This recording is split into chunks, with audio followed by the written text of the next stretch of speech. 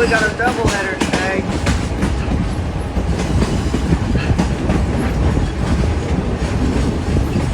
20 degrees by the looks of it.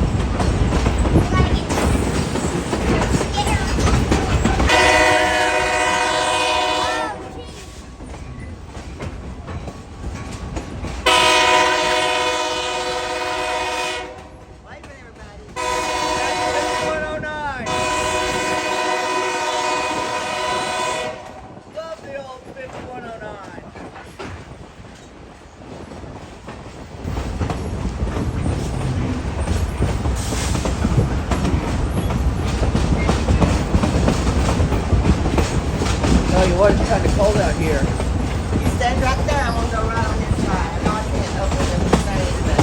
Okay. Right there. Huh?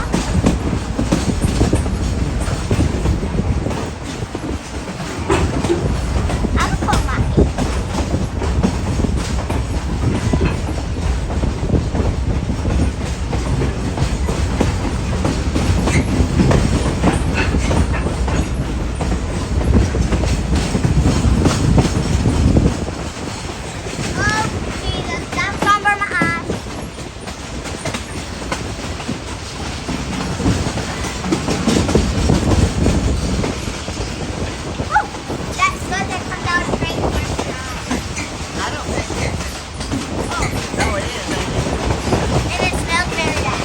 Yeah, that's just unburned diesel fuel. I know. That's not the hell. I rode a train where it made black stuff go on my face. Yeah. Ever been on the Dollywood Express? Yes. Oh boy, that thing smokes a lot.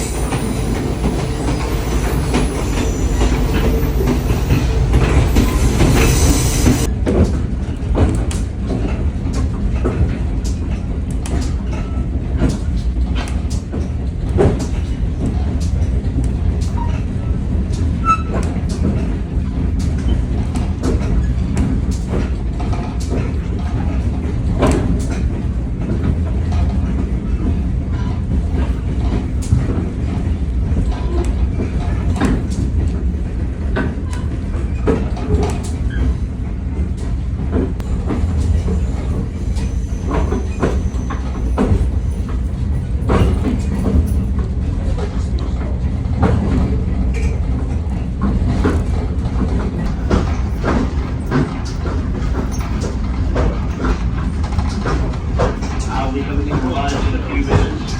Give you a little history about the railroad. The railroad was the idea of the city leaders and businessmen of Knoxville, Tennessee.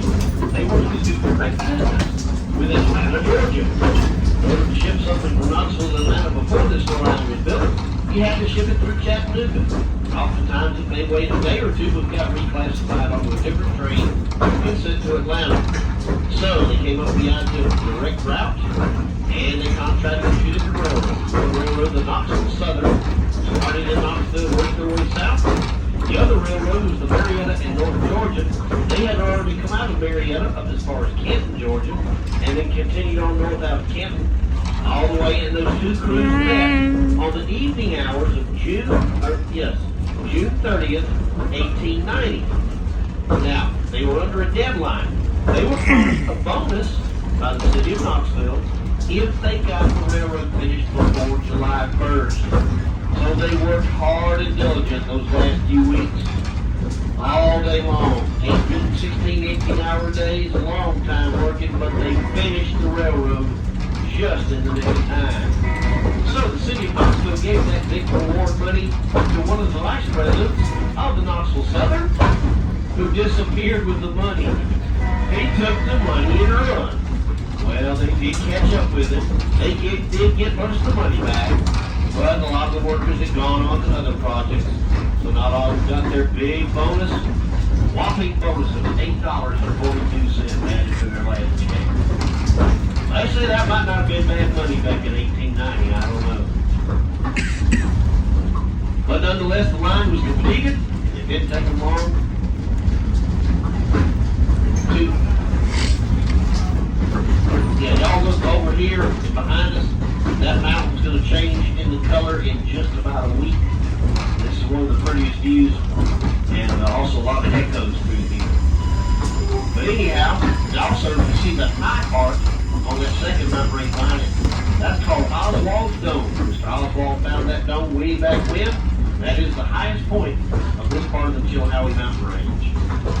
Anyway, the railroad built their way up a mountain in a series of switchbacks. The trains literally had to zigzag back and forth to get up the mountain.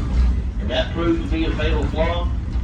Both companies went bankrupt, but was reformed as the AK&N, Atlanta, Knoxville, and Northern. And they are the ones that built the loop. And eventually, L&N purchased the line. And it hey, look at that. Family line, Hoppers. eventually CSM. All right, if you look across the river, you see an old two-story farmhouse over there. That is the Webb family home there. The Webb family's been there for many, many years. In the 1930s, two brothers started a grocery store up here called Webb Brothers Grocery. And it is still in the family. One of their grandsons and his family run the grocery store now. And they are also one of our rafting facilities during rafting season here on the Hiwassee. Also on the right, you see some private cabins. But coming up on the left is a very unique building, historically significant building called the Watchman's House, or the Bridge Tender's House. The gentleman that lived there, the railroad built that house for him and his family. He had the most important job on the railroad. It was his job to keep the bridge from burning up. You see, the old original wood bridge was very susceptible to the cinders that came out of the smokestacks of the old steam locomotive. Hot embers and coals that dropped out of the firebox.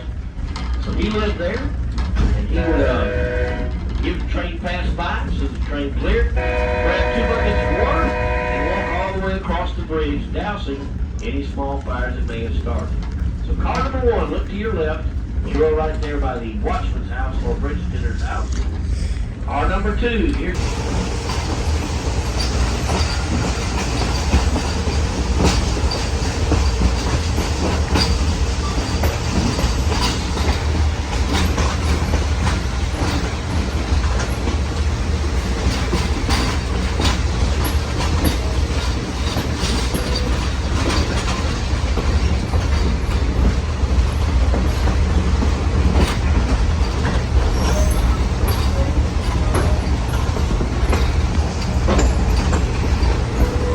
This is train riding.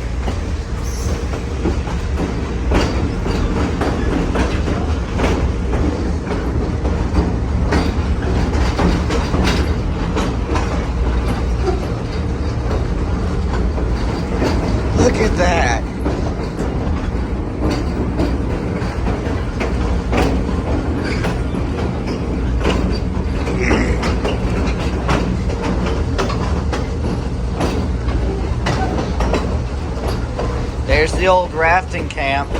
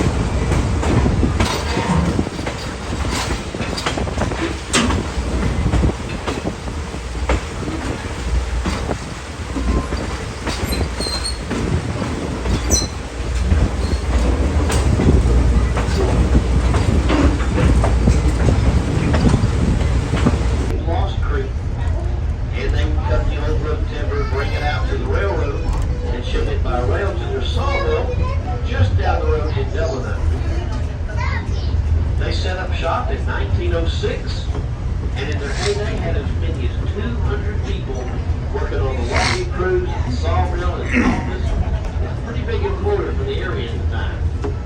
But around 1925, federal government came knocking on their door and said, "Sorry, Mr. Pendergrass, you're going to have to move on because this is now part of the Cherokee National Forest." So they moved on elsewhere to Tennessee, dismantled their railroad, went their way, and all you're going to see is just a little field on the right where old Brooks, Tennessee used to be. Such as raccoons, possums, skunks, fox, we see every now and then, but for the most part we really don't see a lot of wildlife. They hear the train and they go. We have seen some wild boar, wild turkeys, deer, and every now and then bear. Now there's a lot of black bear in this area, trust me, but they are smart. They know we don't have a picnic basket on the train, so they don't bother us. They stay away from the train as best they can, but every now and then we'll have a bear sighting. We did have a bear sighting about 2 weeks ago. Someone reported seeing one up toward the loop swimming across the river. But the last time I saw a bear clearly, about 4 years ago, the engineer alerted us that there was a mama bear and 2 cubs running from the river up toward the tracks. Well, mama bear and 1 cub made it across perfectly fine, but the other cub knew he wasn't going to make it, so he did what little bear cubs do when they panic without mama. He climbed a tree. And he was at perfect eye level to all the passengers, staring at us going, "Would you get out of my forest?" Rangers tell me that the bear cubs, when they'll stay there until the mama bear comes and gets them. So on the way back that day, we did not see any bears in the trees, so I guess mama came and got him again. Old telephone poles. Well, those were originally telegraph poles. Every depot along the line was connected by telegraph. The station agent at every depot, he had a specific job when a train passed. When the train cleared, he'd come back in his station and he would tap out in Morse code to the next depot in the direction of that train. He would tell them what train number it was. Well, he knew that by the schedule. As the train passed, he would count the cars, tell that depot agent next up how many cars it had, and exactly what time it passed by his depot. Now that time was very important, because if the station agent up the line did not see that train within a certain amount of time, he knew he had to get on his telegraph and call for the track crew, because they probably had the same problem we have from time to time, a great big old tree across the tracks. Well, don't worry today, if we have a tree across the tracks, we've got it covered. We have 2 good chainsaws up in the nose of that locomotive. So as y'all walk by, the engineer will hand them out to you. You let us know when you get the tracks cleared, okay? Now, kid, you get to watch us clear it. Good news today, we had a track crew go all the way up to Farner and all the way back, reported all clear. But you never know, Mother Nature's quite the prankster.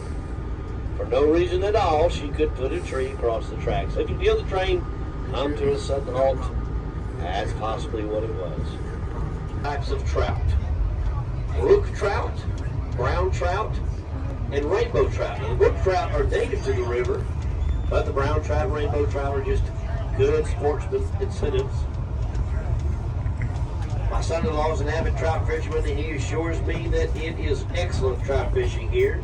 Over the winter months, he ties lures, or what he calls flies. This is his go-to river. He's got that fly fishing action down pat. He said he'll teach me one day if I'm good. But it is an excellent trout fishing river. Of course, you have to have a Tennessee fishing license, as well as a trout stamp. And you can only keep the trout during trout season, and they have pretty stringent regulations. They have to weigh so much and be so long before you can keep them. Now, our next point of interest will be the Appalachia Powerhouse. This is a TVA hydroelectric facility. It makes water into electricity. The water runs down the mountain, under our tracks, and into the turbines. And it spins those turbines round and round.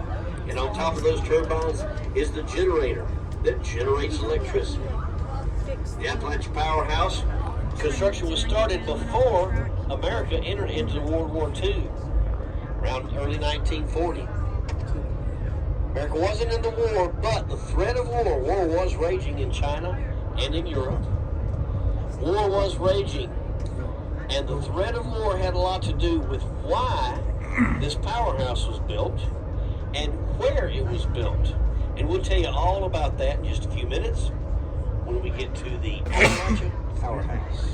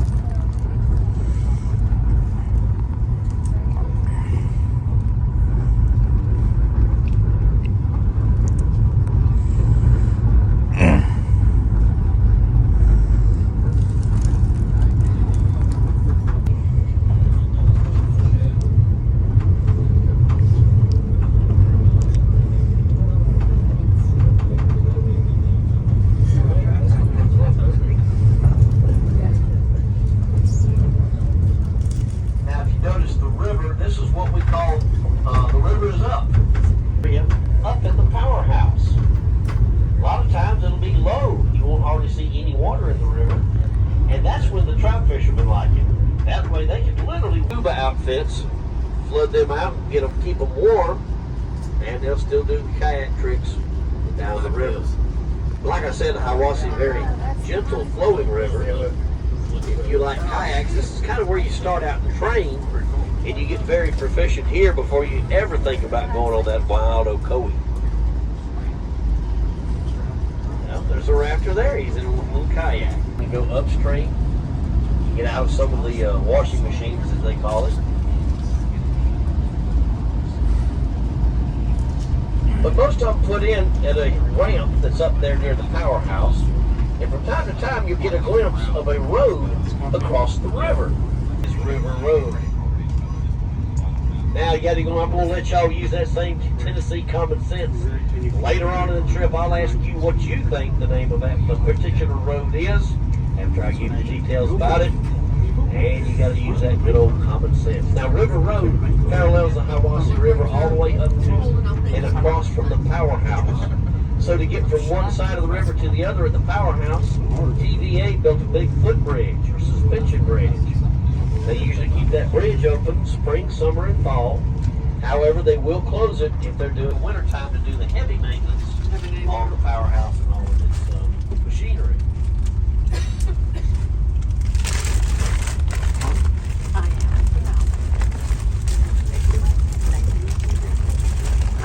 We'll be to the powerhouse in just a few minutes. Tell you all about that one.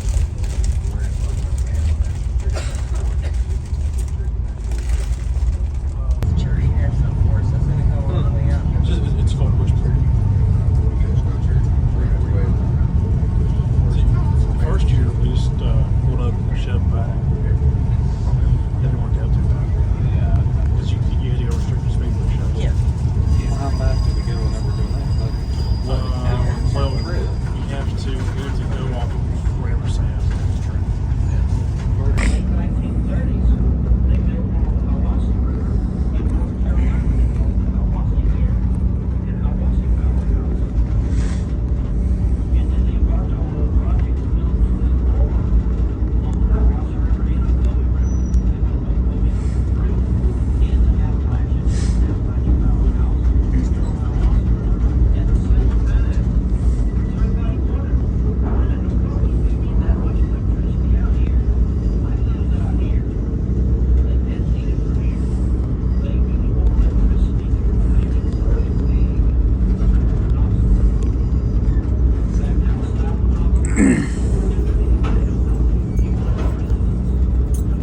Hello.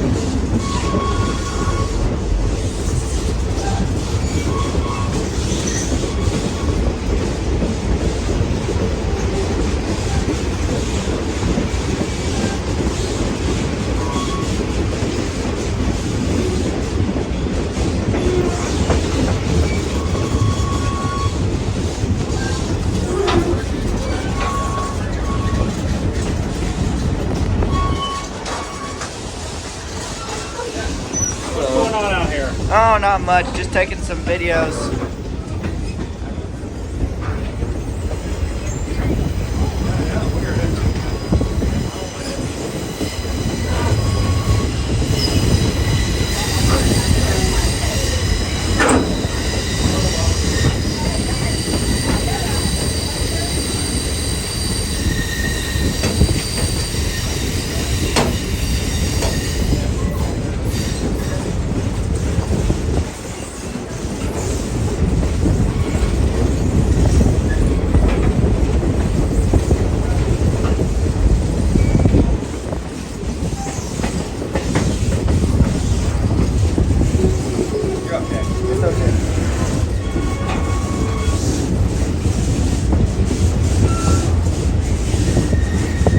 Well, that tunnel closes in and splits into two large steel pipes that are Yeah, if you get those rabbits, they close. So we actually go through the middle of the powerhouse complex.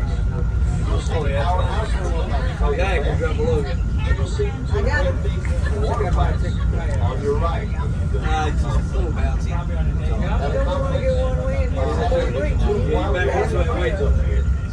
See, in 2003, TVA rebuilt the line from Etowah to the powerhouse because they had to take the old generators out and bring brand new ones in. And they could only do that by rail car. No trucks would ever fit through that road, that Morgan road. So in 2004, we ran some limited powerhouse specials, and they were wildly popular. And that gave everybody the idea to start a regular tourist train on this line to see all the beauty of the Hiwassee River and the Cherokee National Forest. It's very shallow. And ahead of where we are now, it gets very narrow. And the area which it gets very narrow, we amazingly call the Narrows. We'll tell you all about that when we get up there. In the meantime, we should be coming in through the curve. You'll look across the river and see a big concrete boat ramp. And that's the boat ramp that they bring the rafters up to let them float gently down the Hiwassee.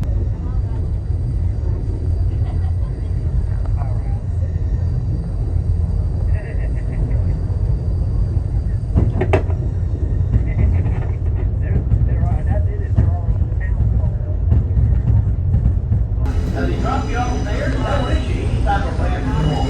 A great big raft for your family. A little inflatable kayak, they call boat kayak, or regular kayak. The forestry road down to the powerhouse, and that's how they get their big trucks in there. So here we are coming into the Appalachian Powerhouse Complex.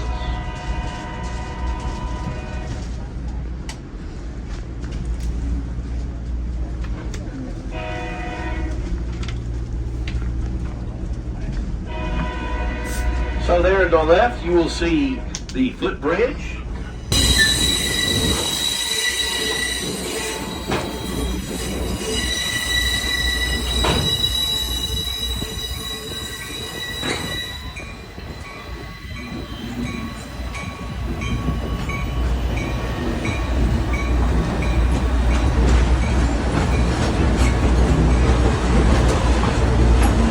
Whoa, look at that.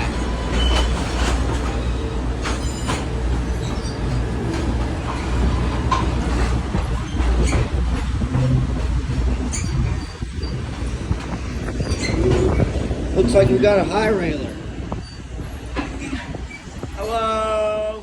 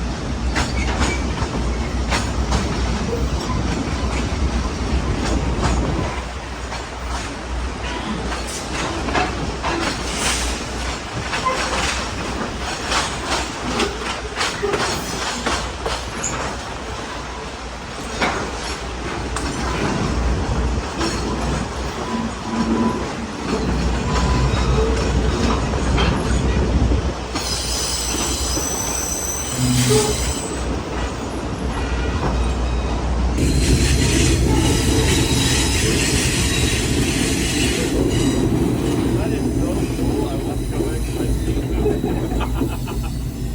Okay, well, let's still take a picture. Wait, you're late. You want to go check out the rest of the train? Okay.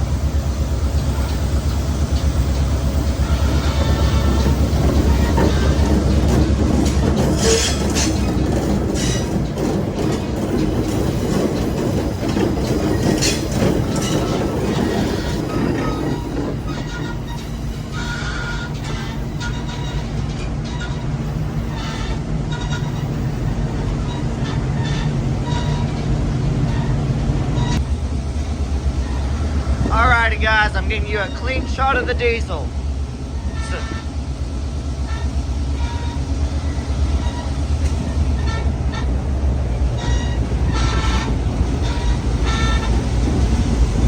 Hello. Hello. How's it going? Good, how's it going with you? Alright. Tell you what, up near the diesels is a really good spot. But it is loud. Yeah, they are.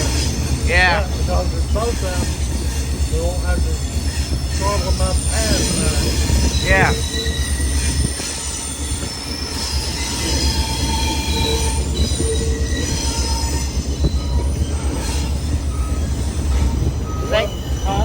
Thank goodness for MU capabilities.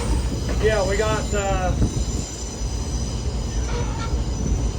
we had one of them misbehave yesterday, so we had to hook them both together. Oh,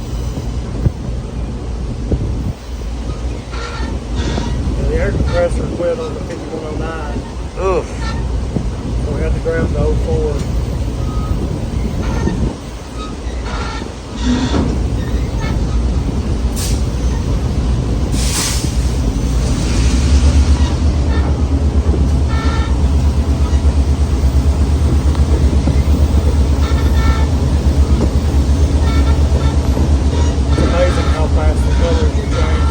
Yeah.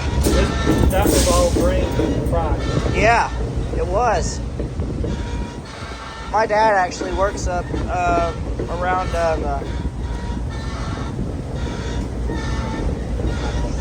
my dad actually works up around Benton.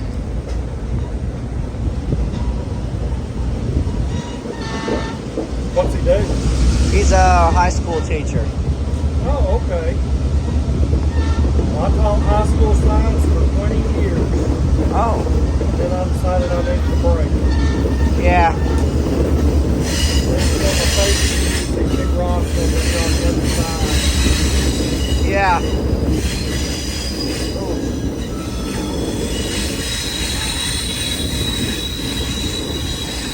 Sharp curve.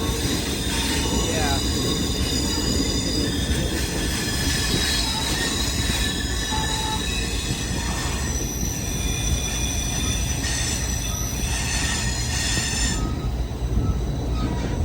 There we go. Okay, be ready. There it is. That's the narrow spot. Yeah, I came up here around this time last year. Okay, so you've been on before. I thought I'd seen it. Yeah.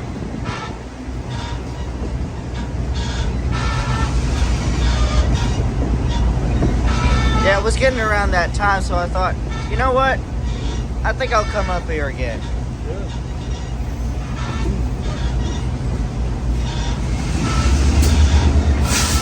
The colors are going to be earlier this year. Yeah.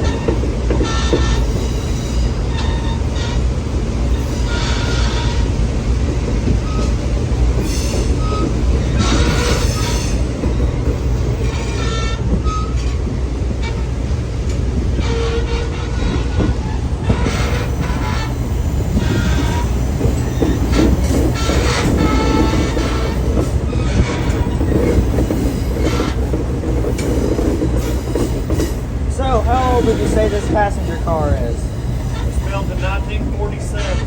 Whoa. So, yeah, it's not exactly a spring chicken. Yeah.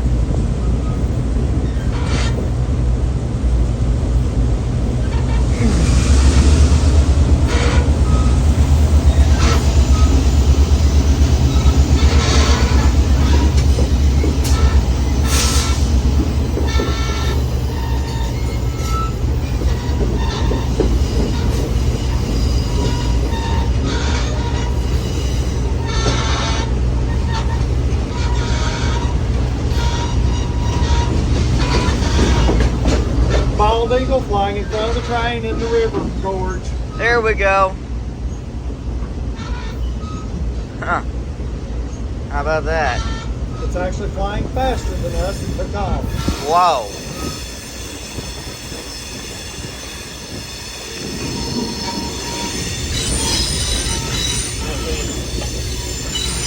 I've lost it.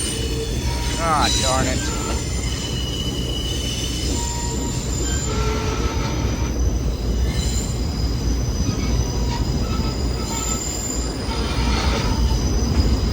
I missed one Friday and Saturday, so at least I got to see it today. Yeah.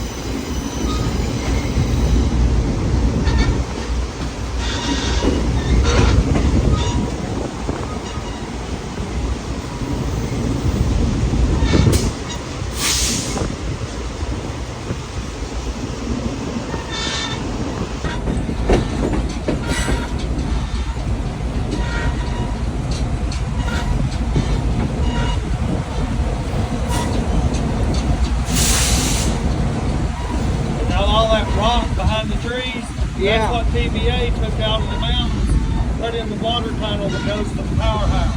Whoa.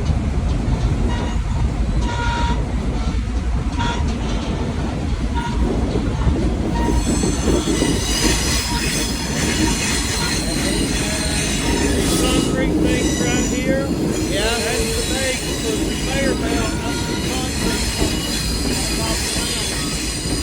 Alright. Built, like the line.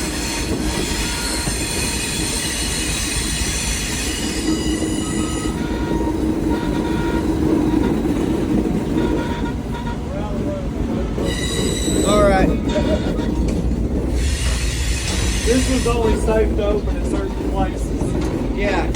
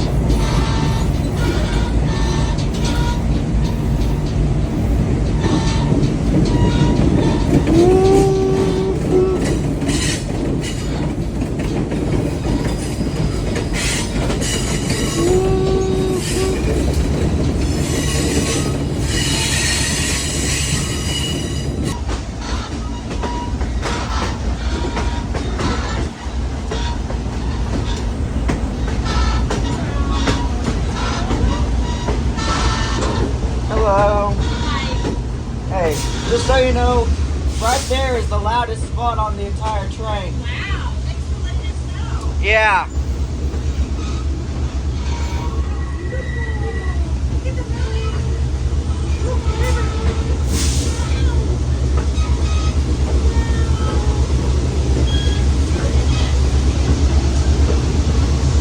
Now these engines from around the 1960s.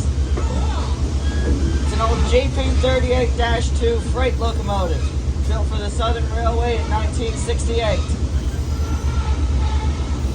Yeah, you know your trains.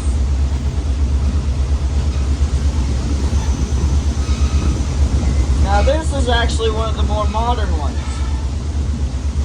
Yeah, you don't have to tell us. My husband, he's told me. Yeah. Thank you.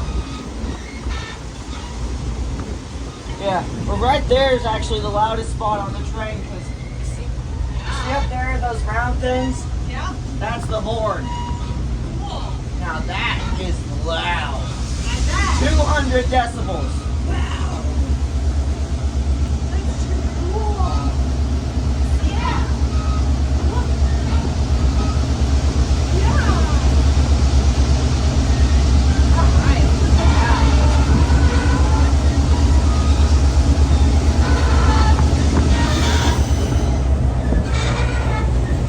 Alright guys, looks like we're going into a turn. Everybody ready? Alright, here we go.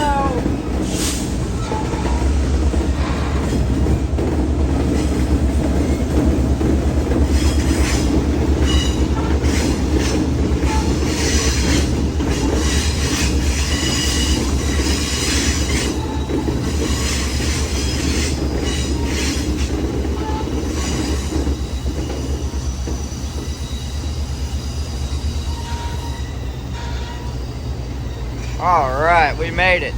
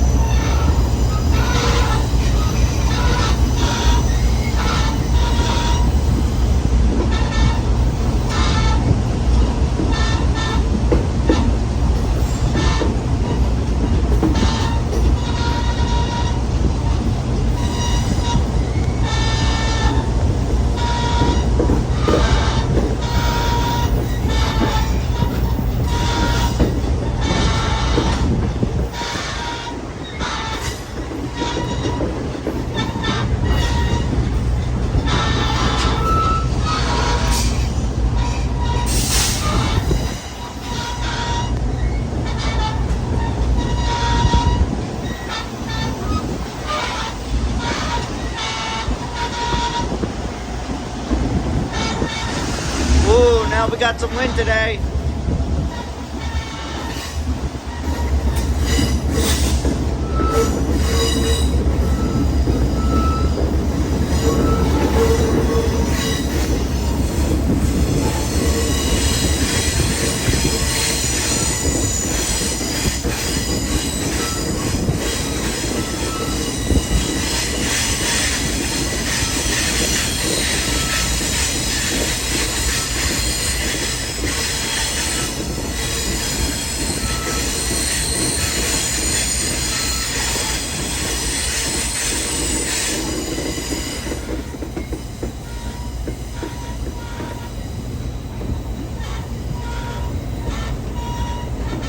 Beautiful day in the woods, isn't it? 5109?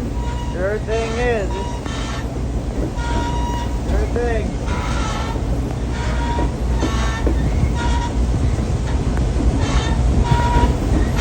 Hey, how about you blow that horn of yours? Nah, we want to do it comfortable.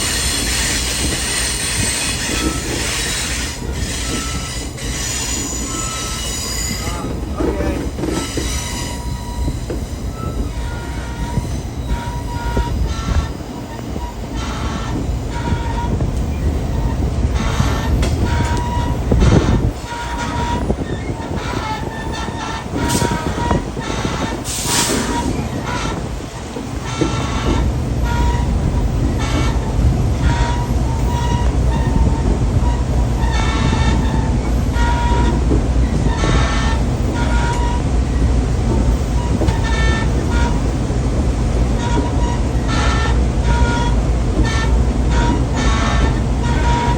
Looks like we got another turn. You ready? Alright, let's go.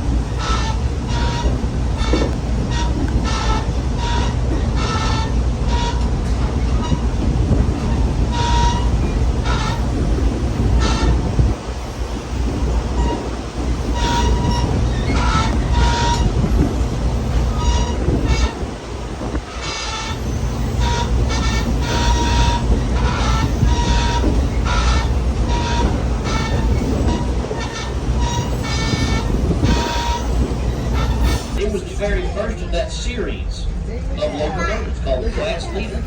So we painted it back to Southern Railway colors, and we use it in Chattanooga. It quite often pulls the Missionary Ridge Local or the dinner train in Chattanooga.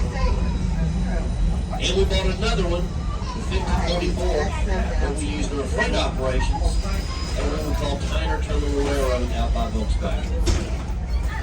So there's a little history on the train you were riding in. The locomotive and the cars will be coming into Appalachia Station in just a few moments.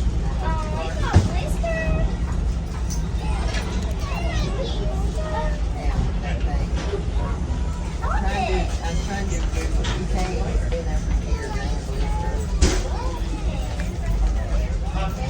been over here Wait on me, I'll go with you.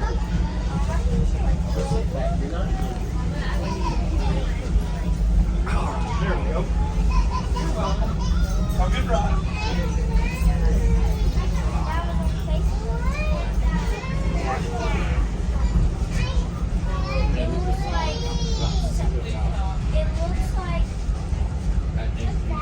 I said that was my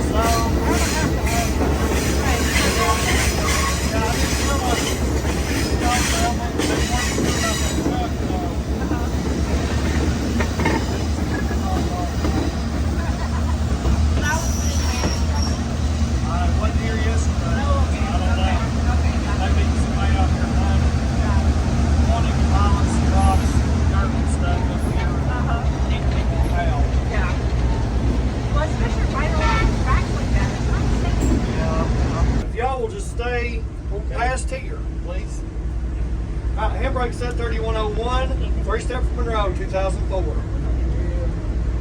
37 place, 2004.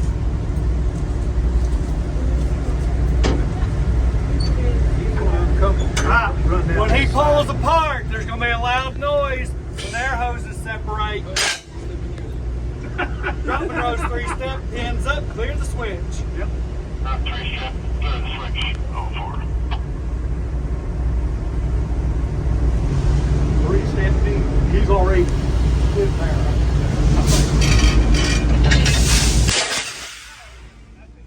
There we go.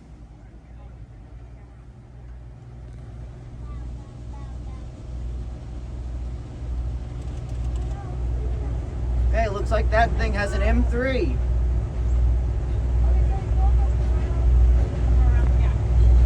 Okay, so that train's gonna go out there, then it's gonna get into that. Siding, Yeah, gonna go into the siding. get And, on the other end. yeah, And we're going back to that. yeah.